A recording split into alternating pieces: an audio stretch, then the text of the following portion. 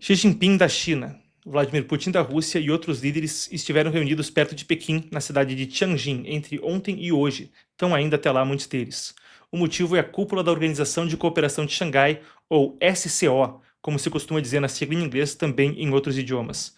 A gente tem imagens divulgadas pelo Kremlin que mostram aí os dois líderes que eu citei, juntos a Narendra Modi, da Índia. Então, Xi, Modi e Putin, a gente tem aqui o vídeo deles se encontrando ali na cúpula. Modi está fazendo a primeira visita à China em 7 anos, e Xi Jinping disse a ele, na ocasião, que era a hora do dragão e do elefante estarem juntos. Isso é só um dos fatores que ajuda a gente a ter o tom, a entender o que está acontecendo por ali. Longe de ser mais um tipo de encontro protocolar, de alguma organização com uma sigla que alguém lembra de vez em quando, por vezes a gente que acompanha internacional se depara com esses. Mas com mais de 20 líderes, esse é, ao invés, o maior encontro em todos os tempos de um grupo que tem, desde o início, uma reputação que agora mais e mais também recai sobre o BRICS, um grupo anti-ocidental.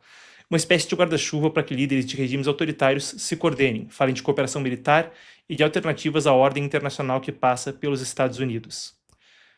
O que ficou para as manchetes estrangeiras, e você vê na tela, foi claro, é a conversa de uma nova ordem mundial, um termo por vezes taxado como conspiratório, mas agora citado pela própria Agência Brasil, a própria mídia estatal brasileira. A gente tem aqui as manchetes, vamos conferir.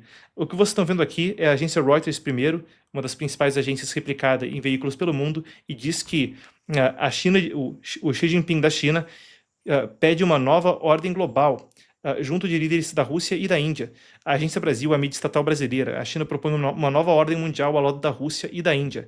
Ali embaixo, a Xinhua, e a agência do Partido Comunista Chinês, a agência porta-voz do partido, aí na sua versão em inglês, diz que Xi propõe uma governança global na maior cúpula da SCO em todos os tempos. Tá aí o tom da imprensa estrangeira. Apesar de detalhes estarem pendentes quanto à implementação concreta entre a declaração que está saindo da cúpula e as propostas, a gente tem o seguinte: um centro permanente de cooperação, a emissão de títulos de dívida conjuntos, olha a integração financeira, o estabelecimento de sistemas de pagamento próprios, coisa que não é nova quando se discute uma alternativa ao SWIFT e à dominância financeira ocidental, e até a criação de um banco. Uma estrutura de coordenação em IA e outros itens também estão na pauta. A gente tem as palavras de Vladimir Putin, que discursou por ali. Aspas. A SCO ajuda a lançar as bases políticas e socioeconômicas para um novo sistema de estabilidade, segurança e desenvolvimento pacífico na Eurásia. Um sistema que substituiria modelos eurocêntricos e euroatlânticos desatualizados, foi o que disse Putin. Xi Jinping também disse que, num momento de turbulência global, a governança global atingiu uma nova encruzilhada. Xi continua. Devemos continuar a tomar uma posição clara contra o hegemonismo. Não chega a mencionar os Estados Unidos, mas a coisa foi noticiada como anti-americana por todos os veículos de mídia, praticamente, da imprensa estrangeira.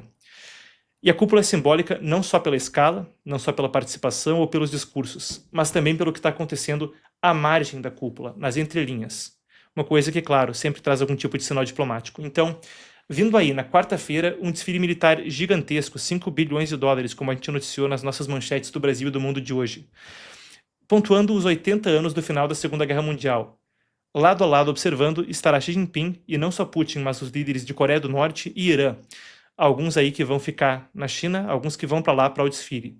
É esperado que a China vá revelar novos equipamentos militares de ponta nesse desfile que vem adiante na quarta-feira. Ainda hoje, Rússia, Cazaquistão, Quirguistão e Tajiquistão, ainda junto à Bielorrússia, todos membros da SCO, também abriram exercícios militares conjuntos. Não só defensivos, mas ofensivos no leste da Europa. A gente poderia continuar com outros exemplos como esses. Anteriormente aqui no programa a gente cobriu como no caminho para o encontro entre Trump e Putin no Alasca teve mais movimentação como essa se intensificando.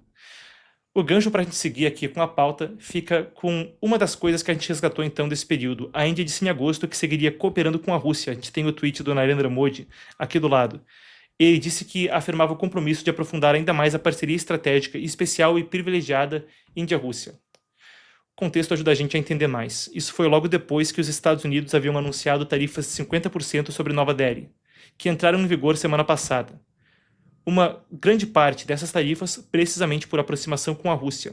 Enquanto a China recebeu o mesmo tipo de sanção secundária devido à guerra na Ucrânia, não ficou fora de cogitação as tarifas nessa escala. As maiores de qualquer país as maiores de qualquer país empatado com o Brasil são também por causa da compra ou do comércio com a Rússia de petróleo em meio à guerra da Ucrânia.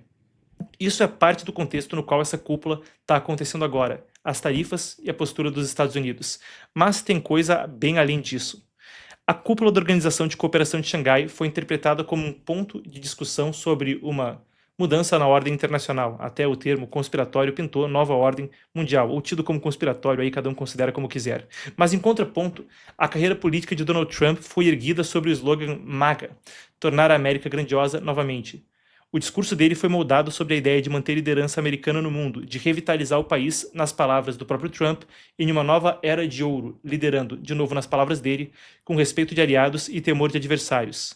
Enquanto já houve nesse novo mandato sinais de força diplomática e militar, teve o bombardeio inédito do Irã, em Natanz, Esfahan e Fordo, as instalações nucleares com bombas anti-bunker, e o sucesso também da pressão por um aumento de gastos da OTAN. Mas alguns críticos ainda estão céticos, citando cortes de auxílio externo e a saída de agências da ONU, como a OMS, como um obstáculo para um tipo de cooperação internacional. Mas o interessante é a perspectiva da própria administração americana.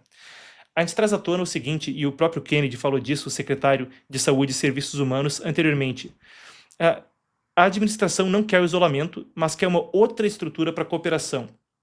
E tem coisa interessante para a gente destrinchar aí. No horizonte, em países pelo mundo, líderes que são mais alinhados a Trump podem chegar ao poder. A gente tem aqui uma matéria do Wall Street Journal que também circulou com muito interesse nas redes sociais no final de semana.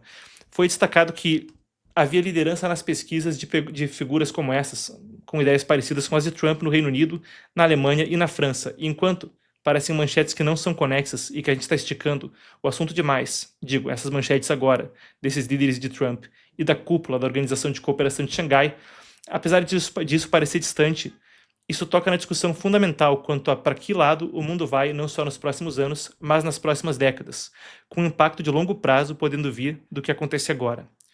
Para entender isso, e para encerrar o segmento, eu trago à tona o seguinte, uma análise para a gente ajudar a entender a importância desse momento que pode ser decisivo conforme o mundo ruma para os próximos capítulos. O Michael Pillsbury, que é talvez o maior especialista nos esforços do regime comunista chinês para substituir os Estados Unidos como a principal potência do planeta, disse numa entrevista para a gente aqui do Epoch Times em 2023 que Pequim estava combatendo uma guerra silenciosa, minando os Estados Unidos e desejando que os Estados Unidos não percebessem o que estava acontecendo. Eles não queriam dar para a América um momento Sputnik. Isso é uma referência à Guerra Fria, quando os soviéticos lançaram um satélite em órbita antes de Washington e abriram com efeito a corrida espacial. Vamos trazer isso para os dias de hoje. O lançamento da inteligência artificial DeepSeek foi chamado de um chamado para acordar pelo presidente americano Donald Trump. E até a palavra momento Sputnik, as palavras momento Sputnik, foram precisamente aquelas utilizadas por uma série de analistas do assunto, uma série de investidores, e estamparam as manchetes dos principais veículos dos Estados Unidos. Na sequência, Trump reage com medidas agressivas para o desenvolvimento de inteligência artificial e para que os modelos americanos de inteligência artificial pudessem ser adotados internacionalmente. E claro, essa é uma das tecnologias que deve redefinir a indústria e muito de como a gente opera no mundo, economicamente e de outras formas. Um negócio que tem uma tremenda implicação geopolítica. Afinal de contas, se os países pelo mundo vão utilizar nos seus serviços governamentais, na digitalização de documentos, nas formas como a sua indústria opera e as que vêm de Estados Unidos ou de China, deve ser um dos pontos nevrálgicos do debate internacional nos próximos anos. Bom, pode parecer coisa distante, até peço perdão ao público se eu fui prolixo, mas a gente passou por isso para fazer o seguinte argumento, para trazer o seguinte ponto. Do bombardeio americano no Irã, aos acordos de petróleo inter-Rússia, da OTAN passando o investimento de 2% para 5% do PIB, até a maior cúpula da OSCE na história, melhor dizendo, da SCO na história. Desse debate global sobre lawfare, liberdade de expressão, perseguição política, até o aumento da perseguição religiosa pelo Partido Comunista Chinês e pelo Kremlin contra suas próprias populações. O tal momento Sputnik parece ter de fato ocorrido quando a gente olha com atenção o cenário internacional. A gente aguarda para ver o que vem no horizonte, mas parece que momentos decisivos e o frigir dos ovos para muitas coisas que a gente acompanha há muito tempo no cenário internacional nas últimas décadas está chegando. Nas entrelinhas disso tudo, os Estados Unidos nunca enfrentaram um adversário com 3 vezes a sua população, uma economia avançada e a disposição de subverter o mundo à sua imagem, como é o Partido Comunista Chinês. A entidade mais genocida da história humana, acumulando aí cerca de 87 milhões de mortes, segundo R.J. Hamel, o principal estudioso do assunto, provavelmente. Alguns dos momentos que definem a nossa era podem estar diante de nós.